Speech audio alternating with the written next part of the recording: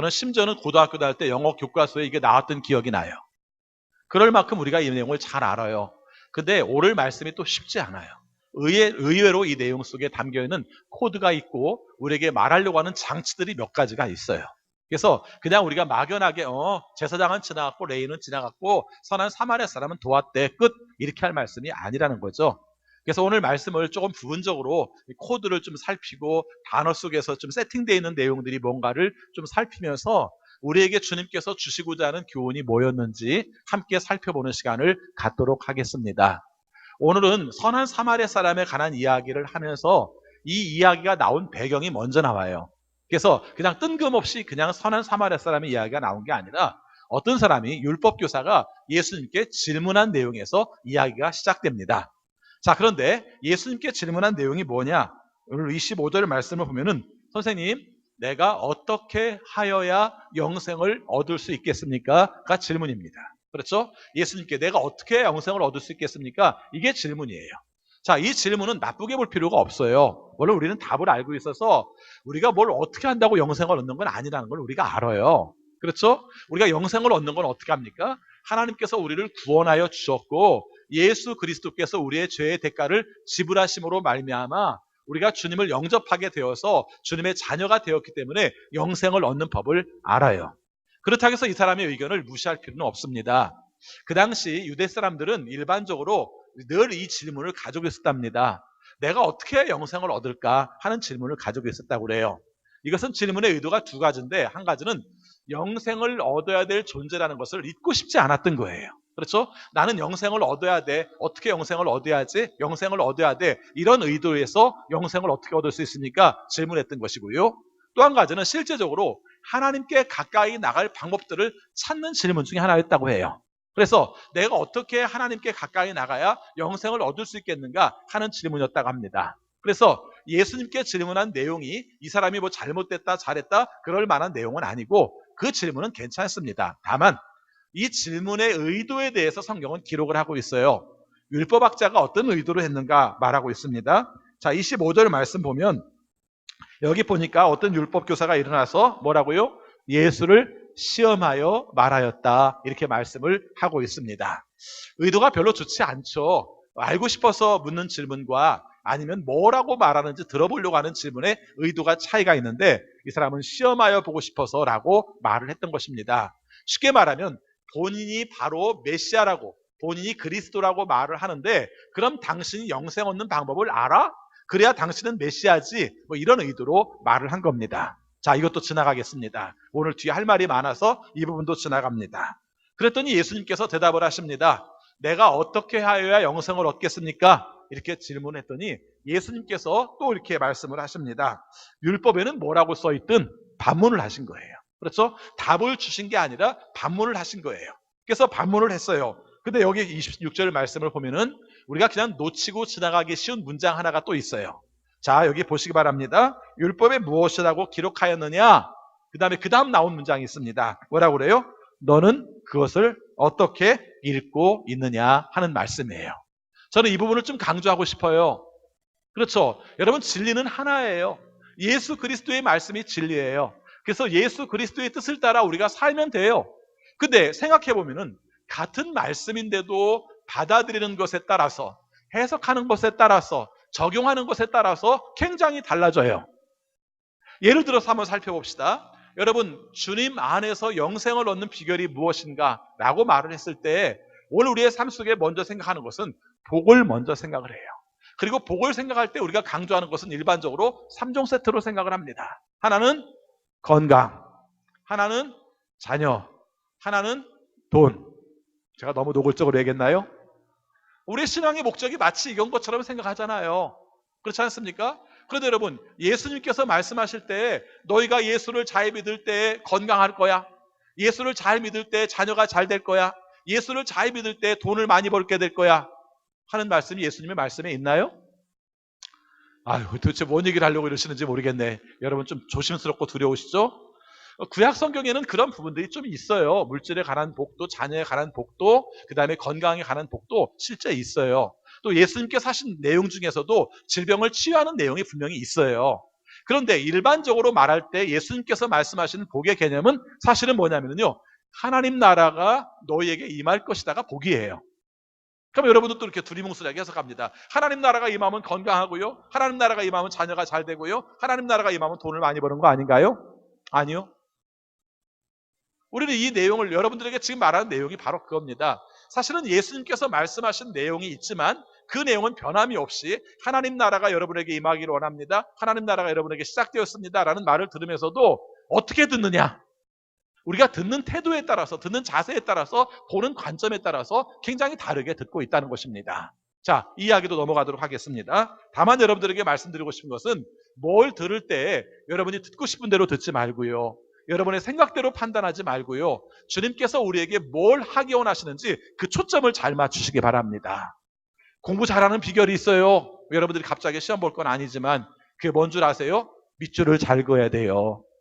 그렇죠? 밑줄을 잘 그어야 됩니다. 밑줄을 그냥 긋는다고 공부를 잘한 게 아니라 중요한 말에 밑줄을 그어야죠. 오늘 우리의 신앙 속에서도 주님께서 우리에게 당부하신 내용이 무언가를 알아서 거기에 밑줄을 긋고 그 내용을 확인하고 그 내용을 삶에 적용시키는 것이 필요한 거예요. 그래서 예수님께서 율법에는 뭐라고 써있든 그리고 너는 어떻게 읽니?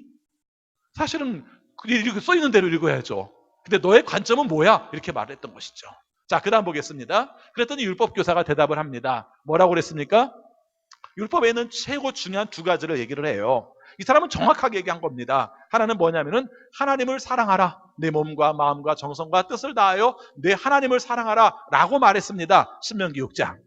그 다음에 또 말했습니다. 내 이웃을 내 몸과 같이 사랑하라. 레위기 19장. 이렇게 두 가지 축에 있는 말씀을 했습니다. 정답입니다.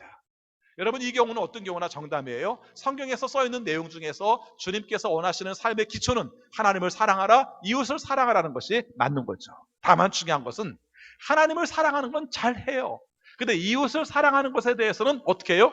내가 읽고 싶은 대로 읽어요. 자, 그 얘기도 좀 뒤에 우리가 좀 더 구체적인 이야기를 통해서 말씀을 드리도록 하겠습니다. 그랬더니 예수님께서 이 말씀을 하십니다. 이 사람이 하나님을 사랑하는 거예요? 이웃을 사랑하는 거예요? 라고 말했더니 예수님께서 말씀하시기를 내 대답에 옳다. 그렇게 행하여라. 그리하면 살 것이다. 이렇게 말씀하셨습니다. 영생을 어떻게 얻습니까? 라고 말했고, 율법을 얘기했고, 율법을 두 가지를 얘기했고, 그 율법 두 가지에 대해서 지켜. 그럼 너는 살 거야. 영생과 살 것을 같은 말로 본다면 그대로 살아. 하나님을 사랑하고 이웃을 사랑하며 살도록 해. 이렇게 말씀한 내용으로 볼 수가 있습니다. 여기서 끝났으면 사마리아 사람의 이야기가 나오지 않는데 이때 이 사람이 또 한마디 합니다. 율법교사가 한마디예요. 이 율법교사가 한 말의 의미를 가만히 생각해보면 저 그거 하고 있어요. 이런 뜻이에요. 그렇죠? 저 하나님 사랑하고 있고요. 저 이웃 사랑하고 있어요. 이런 뜻이에요. 그리고 나서 뭐라고 말하면 근데 우리의 이웃이 누구예요? 이렇게 물은 거예요. 자, 이 질문은 중요한 질문이기도 합니다. 내가 누구를 도울까요? 뭐 이런 질문이기도 하는 거죠. 그렇죠. 내가 도와야 되는데 내가 누구를 도울까요? 이웃을 사랑하고 싶은데 내가 누구를 도와야 될까요? 이렇게 질문을 한 겁니다. 그랬더니 예수님께서 대답을 안 하시고 바로 사마리아 사람의 이야기로 가고 있습니다. 자, 여러분들에게 먼저 힌트를 드리기 위해서 맨 뒤에 있는 이야기를 먼저 하도록 하겠습니다. 이 율법교사는 예수님에게 어떤 질문을 했어요? 내 이웃이 누구예요? 이렇게 질문했어요.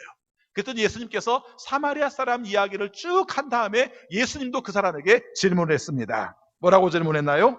36절 말씀 같이 읽겠습니다. 너는 이 세 사람 가운데서 누가 강도 만난 사람에게 이웃이 되어 주었다고 생각하느냐? 자, 질문만 먼저 던져놓습니다. 예수님이 하신 질문은 율법교사가 한 질문은 내 이웃이 누구예요? 라고 말을 했는데 예수님도 맨 마지막에 가서는 질문했는데 강도 만난 사람의 이웃은 누구냐? 이렇게 말씀을 했다면 이게 지금 제대로 대답이 된 거냐는 거죠. 그렇죠? 여기는 분명한 차이가 있겠죠. 내 이웃이 누구예요? 라고 말한 율법교사의 질문에 대해서 예수님은 뭐라고 질문하셨습니까? 강도 만난 사람의 이웃은 누구냐? 이렇게 말씀하셨다는 것이죠. 그 결론은 맨 마지막에 가서 말씀드리도록 하겠습니다. 자, 그리고 나서 이제 사마리아 사람의 이야기를 예수님께서 하신 겁니다. 꼭 잊지 말아야 될 것은 사마리아 사람의 이야기는 사건이 아니에요. 예수님께서 비유로 말씀하신 겁니다. 그렇죠? 자, 여기 내용을 보면은 예수님께서 예를 들어서 말씀을 하신 거예요. 비유라고 말씀을 할 때는 어떤 의미를 가지고 있냐면은 의도성이 있다는 거예요. 말하고자 하는 핵심이 거기에 있다는 거예요. 그래서 이렇게 말씀을 하신 겁니다. 자, 그러면은 여기에 등장하는 사람들을 간략하게 살펴보겠습니다. 맨 먼저 등장하는 사람은 강도 만난 사람입니다. 이 강도 만난 사람이 오늘 성경에 써있는 내용을 볼 것 같으면은 강도 만난 사람이 옷을 벗기고 또 강도가 때려서 거의 죽게 된 채로 그리고 내버려 둔 상태로 갔다. 이게 상황입니다. 물어볼게요. 강도 만난 사람은 유대인일까요? 사마리아인일까요? 강도 만난 사람은 여자일까요? 남자일까요? 강도 만난 사람은 신앙생활을 잘했을까요? 잘못했을까요? 강도 만난 사람은 여기를 지나가야 될 길일까요? 안 지나가야 될 길일까요? 좀 질문 이상하지 않아요? 이상하게 생각하는 게 정상입니다. 몰라요.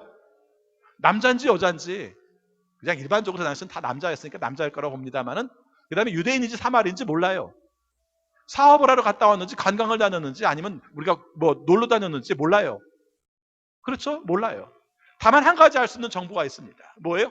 강도 만났다는 거. 그리고 하도 맞아가지고 찢겨지고 그런 상태에서 다운돼 있다는 거.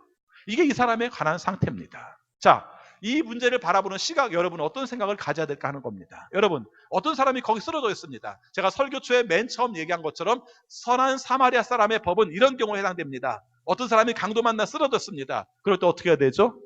구호할 의무가 있다라고 말을 하고 있습니다. 그렇죠? 여러분, 강도 만난 사람은 어떤 사람이든지 왜 그랬는지 그 사람이 그것을 간 것이 잘했는지 못했는지 물을 필요가 없어요. 강도 만난 사람은 그냥 강도 만난 것이고 강도 만난 사람은 우리가 바라볼 때 측은하게 봐야 될 사람이고 강도 만난 사람은 불쌍한 상황에 있는 사람이라는 것입니다. 이해되십니까? 저는 여러분이 이 부분을 좀 충분히 이해했으면 좋겠어요. 우리가 한국 사회 속에서 지금 수많은 갈등과 대립들이 있는데 이 갈등과 대립 가운데서 여러분이 도와주지는 못할 망정 쪽박을 깨는 일들은 하지 말아야 될 일 중에 하나가 이 일입니다. 뭐예요? 강도 만난 사람에 대해서 왜 거기를 지나갔어? 이렇게 말하지 말라는 겁니다. 그렇죠? 왜 거기를 지나갔어? 그러지 말라는 거예요. 거기를 지나갔으니까 강도를 당했지. 맞아요. 그러나 강도를 이미 만난 사람에게 그렇게 말하는 것은 아무 의미가 없다는 것입니다. 제가 하는 말이 너무 엉뚱해 보이나요? 아니요. 지금 한국 사회가 겪고 있는 병이 이 병이에요, 지금. 그렇죠? 여러분, 요즘 여성들에게 말하는 미투 문제에 대해서도 얼마나 논쟁들이 많은지 몰라요. 그런데 여러분, 당했다고 생각하면요, 당한 걸 안타깝게 여겨주고 긍휼히 여겨주면 돼요. 그렇죠? 왜 그 문제에 대해서 옛날에는 아무 문제가 없었는데 지금은 문제가 돼? 이렇게 말하면 안 돼요. 그렇죠? 행실이 그랬으니까 그렇지 이렇게 말하면 안 돼요. 그냥 안타깝게 여기시면 돼요. 자, 이 문제만이 아닙니다. 우리 사회 속에서 겪고 있는 문제 중에 하나가 급격하게 많은 변화 중에 하나가 이주 여성들 혹은 이주민들에 대한 내용들을 우리가 외국에서 이주온 분들에 대한 시각입니다. 더군다나 작년에 있었던 우리가 제주도의 예멘 난민에 관한 이야기들도 마찬가지입니다. 여러분, 그것을 바라보는 시각 속에서도요, 그 사람들이 들어오면 우리가 다 이슬람 되고 그 사람들이 들어오면 우리 여자들이 다 강간을 당하고 이런 이야기들이 돌지 모르겠습니다만은 여러분, 그것도 우리 생각이잖아요. 여러분, 우리나라가 외교적인 문제에 있어서 얼마나 깐깐한 나라인 줄 아세요? 우리나라가 난민을 받은 숫자가 얼마나 되는 줄 아세요? 얼마 안 돼요. 그때 600여 명이 왔지만 그 사람들이 지금 여기에 머물고 있지만 그 사람들이 영구히 정착할 수 있는 사람들은 거의 없습니다. 되게 깐깐한 나라예요. 근데 여러분들이 그것에 대해서 욕하고 예멘 사람들이 들어오니까 우리가 다 이슬람화되고 그 사람들이 들어오니까 막 강간당하고 이렇게 생각하는 것 자체가 사실은 강도 만난 사람들에 대해서 비난하는 것과 똑같다는 겁니다. 그렇죠. 각 사람들 강도 만난 사람들이에요. 자기 나라를 살 수 없어서 온 사람들이에요. 이 시각에 대해서 재밌는 게 있습니다. 그게 뭔 줄 아세요? 열심히 욕한 게 기독교인들이었어요. 기독교인들이 열심히 욕하는 이유가 바로 그거거든요. 예멘 사람들은 다 이슬람이다. 전제를 깔아놓고 예멘 사람들이 들어오고 이슬람들이 막 들어오기 시작하면은 우리는 걷잡지 못하고 기독교는 다 사라지고 예루살렘 이슬람 사람으로 꽉 차게 될 것이라는 전제를 가지고 있어요. 그렇지 않습니다. 그렇지 않아요. 그렇죠?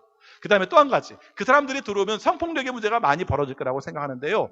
여러분, 간단히 말하면 우리가 이슬람권의 사람들이 성폭력의 문제에 대해서 우리가 생각하는 내용보다 훨씬 심각하게 생각해요.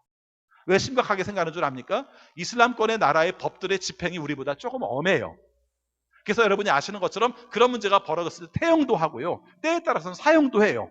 우리는 웬만해서 사형이 없지만 그 사람들에게는 그런 일들이 충분히 가능하기 때문에 그런 문제에 대한 접근적 시각이 다른 거죠. 다만 우리나라와 다르게 결혼을 4명까지는 같이 할 수 있다는 전제를 가지고 있으니까 그렇게도 문란할 거라고 생각할지 모르지만 그렇지 않다는 거예요. 그리고 통계에 의하면 우리가 외국인들이 범죄를 저지르는 퍼센테이지가 많을까, 한국 사람들이 저지르는 범죄의 퍼센테이지가 많을까 따지면은 약 4배 이상 한국 사람들이 많다고 합니다. 당연하죠. 왜 그래요? 그 사람들은 조금만 범죄가 벌어져도 처벌을 받기가 쉽고 추방을 당하기 쉽기 때문에 몸을 움츠리고 있는 사람들이기 때문에 오히려 우리보다 범죄를 덜 일으키고 있는 것이죠. 그럼 이렇게 민감하게 반응합니까? 없다가 있잖아요. 그렇죠. 예전에 없었는데 그 사람들이 있으니까, 우리가 다르니까, 더군다나 우리는 단일민족에 대한 생각들이 강했었기 때문에 그런 생각 때문에 편견을 가지고 바라보는 것이죠. 잘 모르겠으면 욕하지 마시고요. 그냥 지켜보세요. 저는 그게 좋다고 생각합니다. 저도 긴 역사 살아오지 않았습니다만은 예전에 옳은 줄 알았더니 나중에 세월이 지나고 나서 보니까 틀린 게 너무 많습니다. 역사를 공부하면 공부할수록 부끄럽고 비참한 게 너무 많았어요. 그래서 우리가 지난 역사 속에서 욕했는데 지금 생각하니까 부끄러워요. 그런 사람들이 있다는 걸 안다면 최소한 우리가 불쌍한 사람은 그냥 불쌍하게 봐주고, 불쌍하게 봐줄 입장이 안 된다면 그냥 내버려 두고 최소한 욕하고 지나가지는 말자는 것입니다. 아, 왜 거기를 지나가다 강도를 당하고 그래? 이런 말들은 최소한 하지 말자는 것입니다. 자, 그 다음입니다. 여기에 지나갔습니다. 누가 지나갔나요? 제사장이 지나갔습니다. 제사장은 어떤 사람입니까? 제사하는 사람입니다. 그리고 레위 사람이 지나갔습니다. 레위 사람은 어떤 사람입니까? 성전 안에서 돌보는, 제사장을 도와서 모든 일들을 돌보는 사람들이 다 레위 사람들이에요. 그래서 성전에 그릇을 옮기는 것도 레위 사람, 성전에서 찬양을 하는 사람도 레위 사람, 성전에서 청소를 하는 사람도 레위 사람, 그리고 성전의 문을 지키는 사람도 레위 사람. 그래서 제사장만큼은 아닐지 모르지만 이 사람들도 율법을 잘 알아요. 제사장과 레위 사람 두 사람이 율법을 잘 알아요. 율법의 두 가지 축이 뭐라고 그랬습니까? 하나는 하나님을 사랑하라. 또 하나는 뭡니까? 내 이웃을 내 몸과 같이 사랑하라 하는 것입니다. 자, 이럴 때 여기서 이 사람들이 어떻게 했는가를 그냥 두 사람을 묶어가지고 같이 보겠습니다. 오늘 성경은 이 내용에 대해서 노골적으로 지적해서 말을 하고 있습니다. 제사장이, 하나님의 율법을 아는 사람이, 그래서 하나님을 사랑하는 것과 더불어서 이웃을 사랑하게 되는 이유를 아는 사람이 어떻게 했는지를 표현하고 있습니다. 31절 말씀 같이 읽겠습니다. 마침 어떤 제사장이 그 길로 내려가다가 그 사람을 보고 어떻게 했어요? 피하여 지나갔다. 32절입니다. 이와 같이 레위 사람도 그곳에 이르러 그 사람을 보고 어떻게 했어요? 피하여 지나갔다. 욕은 안 했지만 피하여 지나갔어요. 구호의 의무가 있지만 그렇게 하지 않았어요. 왜 그랬을까? 여러 가지 많은 생각을 해봅니다. 일반적인 경우를 생각해 볼게요. 여러분 같으면 어떻게 하겠어요? 한쪽에서 어떤 사람이 강도를 만나서 옷은 다 벗겨져 있고 피는 철철 흐르고 있고, 그런 가운데서 여러분의 마음속에 어떤 생각을 했겠습니까? 첫 번째 생각은 이런 생각이겠죠. 아이고, 여기 강도들이 많이 지나가나 보네. 그러다 나도 강도 당하면 어떡해? 이런 마음이 들 수가 있겠죠. 두 번째 마음은 어떤 마음이 있을까요? 귀찮게 생각을 했을 겁니다. 그렇죠? 여러분, 남 돕는다는 게 쉽지 않아요. 귀찮아요. 그렇지 않습니까? 제가 한 번은 신흥공업사 앞쪽에서 교통사고가 난 곳을 봤어요. 차가 막 가운데서 부딪혀가지고 한쪽 구석에 이렇게 있는 거예요, 가운데. 그래서 안 되겠다 싶어가지고 경찰서에 전화를 했어요. 그리고 나는 이제 지나가서 왔어요. 그랬더니 나중에 계속 전화가 와요, 경찰서에서. 그래서 사고가 났는데 사고의 원인이 잘 발견이 안 된 거예요. 자동차하고 오토바이하고 부딪혔는데 그 부딪히는 과정 속에 누가 먼저 진입했는지 이걸 찾아내야 되는데 카메라가 없어가지고 모르는 거예요. 나보고 봤냐는 겁니다. 못 봤죠. 사고 난 상태만 봤지 그 경험을 보지는 못했죠. 그럼 끝나야 되는데 또 전화 와. 귀찮은 생각이 들더라고요. 그렇죠? 예, 귀찮은 생각. 사고 난 사람들이 빨리 구호되기를 바라서 연락을 했는데 그런 생각이 들더라고요. 그럴 수 있어요. 근데 여러분, 그래도 해야 됩니다. 그렇죠? 마땅히 해야 됩니다. 그 다음에 또 한 가지, 이 사람이 레위 사람과 제사장이 그냥 지나간 이유를 여러분이 잘 아시는 종교적인 이유와 연결해서 말할 수 있습니다.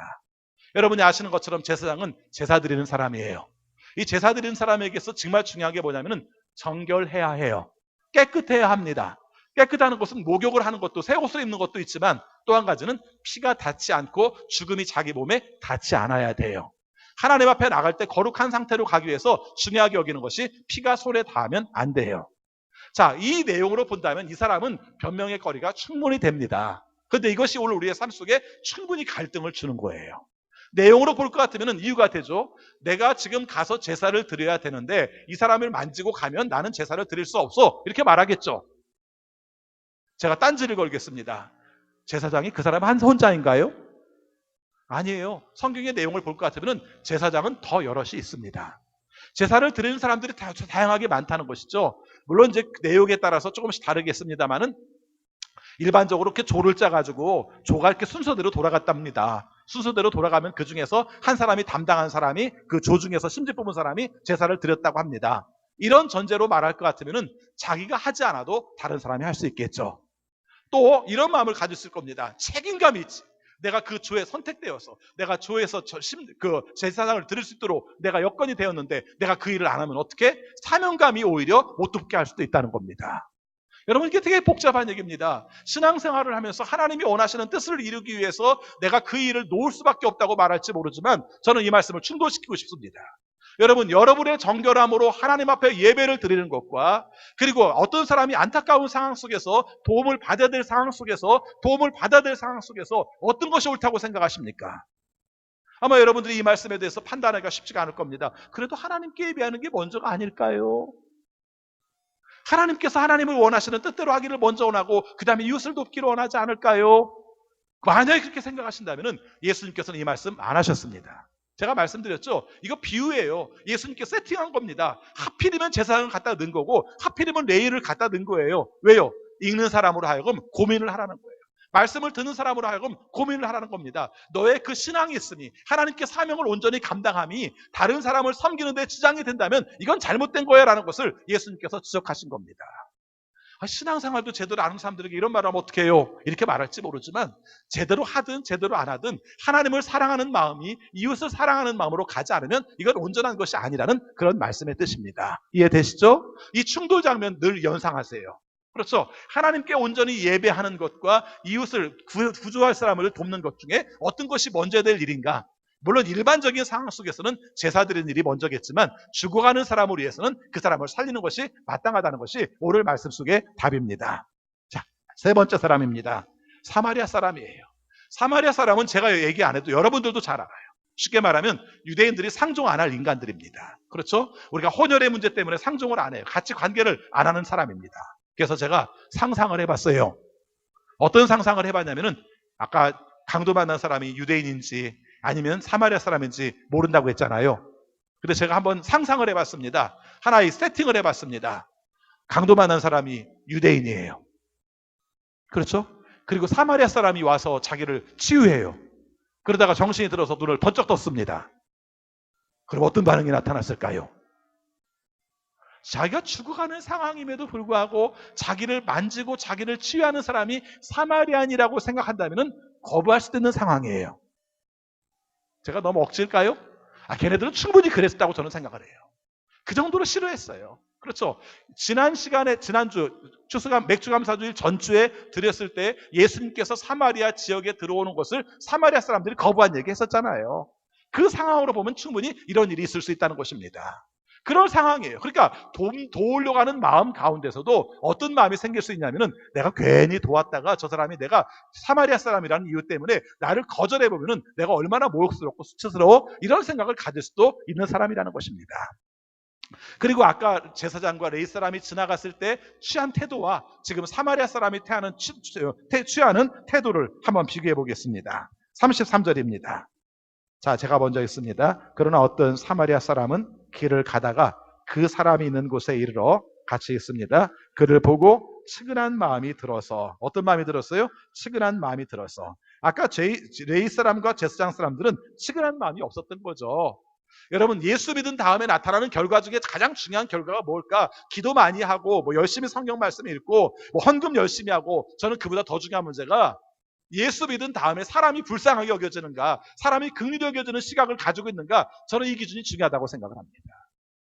예수님이 내 안에 계시고 보니까 예수님의 뜻을 따라 살고 보니까 사람들이 불쌍해요. 긍휼히 여겨져요. 안타깝게 여겨집니다. 이게 예수 믿은 증거 아니겠어요?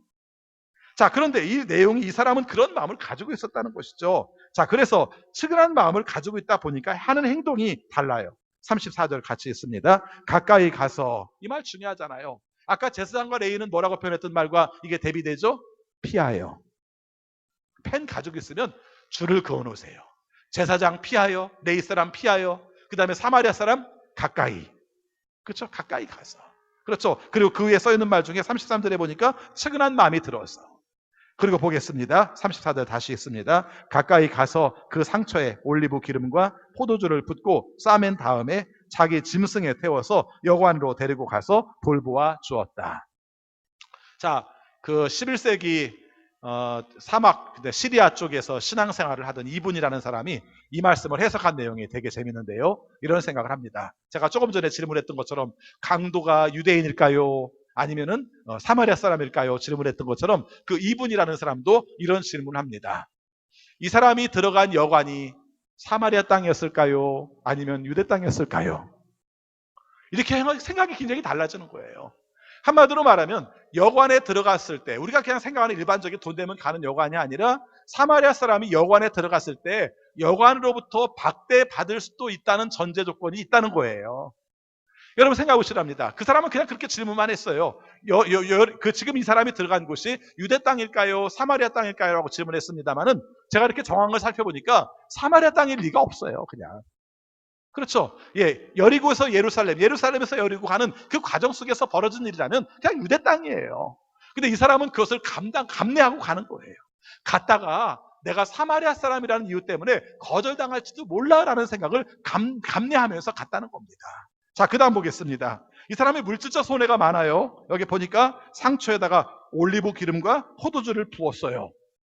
그렇죠. 자기가 치료제로서 쓰는 그런 내용을 그 사람에게 다 부어준 겁니다. 지금보다 물질적 가치가 큰 시대 속에서 자기가 가지고 있는 걸 준 거예요. 그 다음에 자기 짐승에 태워서 여관으로 데리고 가서 돌보아 주었어요. 같이 잤을까요? 같이 안 잤을까요? 같이 잤죠. 어떻게 알아요? 그 다음날 그렇게 말을 해요. 그 다음날 밤새 돌본 거예요. 밤새 돌본 겁니다. 그러면은 자기의 가던 목적지에 지금 가고 있나요? 못 가고 있나요? 못 가고 있어요. 시간적인 낭비가 이미 이루어지고 있는 겁니다.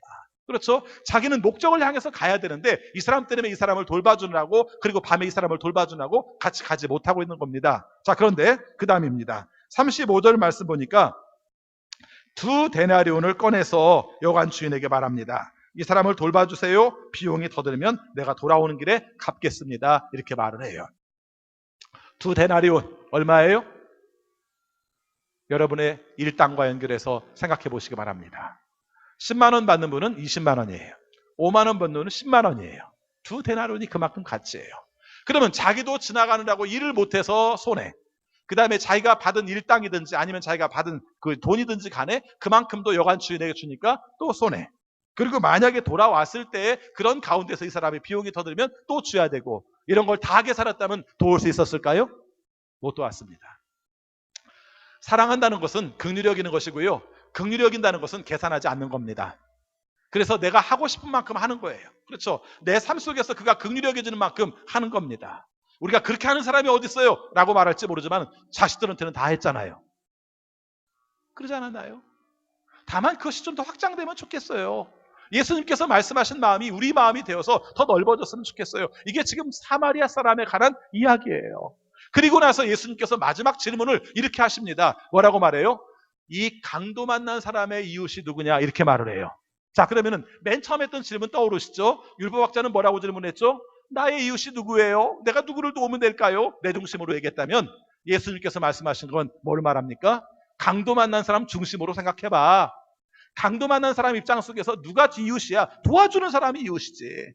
한마디로 말하면 내가 상대방들을 내가 사랑하고 싶어요. 그래서 도와요. 라고 말했다면 내가 이웃이기 때문에 사랑해요. 라고 말했다면 오늘 말씀은 아니, 사랑하면 그게 이웃이야. 이렇게 말씀하는 거예요.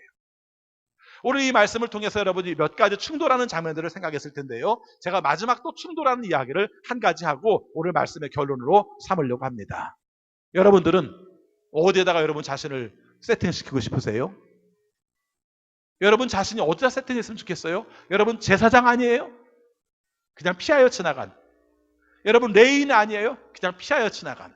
아니면 정말 전체적인 사마리아 사람은 아니지만 풀 사마리아 사람은 아니지만 10% 사마리아 사람 정도 되시나요? 이 세팅을 한번 해보시기 바랍니다. 지금까지 살아온 삶 가운데서 내가 어떤 자리에 서 있는지를 생각해 보시기 바랍니다. 그런데 마지막 여러분들에게 충돌되는 우리가 여러분들에게 도전을 하는 말씀을 이렇게 드리고 싶습니다. 혹시 여러분이 강도 만난 사람 아닐까요?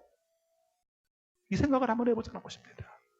우리가 이 본문의 말씀을 읽을 때마다 자꾸 우리가 제사장일까, 레위 사람일까, 아니면 우리가 사마리아 사람 조금 되는 사람일까 이렇게 생각할지 모르지만 실제 이 말씀 속에서 우리가 여러분들이 우리의 삶 속에 도전이 되기 위해서 가장 필요한 것이 뭐냐면은 혹시 여러분이 강도 만난 사람 아닐까요? 그리고 여러분이 강도 만난 사람이라면은 여러분은 어떤 사람이 여러분들에게 도와주기를 바랄까요? 여러분의 입장 속에서 도와주는 사람이 여러분들에게 이웃이 되지 않을까요? 내가 누구를 도와야 되고 내가 편견하고 내가 내 마음속에서 제하는 범위가 아니라 그 사람에게 필요한 대로 다가가는 것이 진정한 예수님께서 말하시는 이웃의 문제가 아닐까 하는 것입니다. 또 한 가지 질문. 오늘 질문이 처음 시작이 뭘로 시작했죠? 어떻게 하면 영생을 받을 수 있겠습니까? 물어봅시다. 오늘 말씀 속에서 영생을 받은 사람이 누구예요? 사마리아 사람처럼 보이나요? 근데 알고 보면 사마리아 사람은 뭔가 베풀었지 그 사람이 영생을 받았다는 뉘앙스가 별로 없어요. 오늘 말씀 속에서 영생을 받은 사람이 누굴까요? 구원을 받은 사람이 누굴까요? 전혀 엉뚱하게도 강도 만난 사람이에요. 강도 만난 사람이 뭘 했어요? 한 거 하나도 없어요. 그러면 오늘 말씀이 헷갈려요. 그런데 신앙은 이런 거예요. 오늘 우리의 삶 속에서 무엇을 함으로 말미암아 구원을 받는 게 아니라 무엇을 함으로 영생을 얻는 게 아니라 사실은 우리가 도움으로 말미암아 어떤 사람은 아무것도 하지 않음으로 말미암아 구원을 받게 되는 것이 그게 진리고 그게 복음이라는 거예요. 저는 이 사실이 너무 놀라워요. 사실은 여기서 구원받은 사람은 사마리아 사람이 아니라 누가 구원받았어요? 강도 만난 사람이 구원을 받은 거죠. 누구 까닭에? 선한 사마리아 사람 때문에 받았다는 것입니다. 여러분이 구원받는 것 중요하고 여러분이 영생 얻는 것도 중요할지 모르지만 여러분의 선행이, 여러분의 사랑이, 여러분이 불쌍히 여김이 어떤 한 사람을 구원의 길로 인도할 수 있다면 이것처럼 귀한 게 어디 있어요?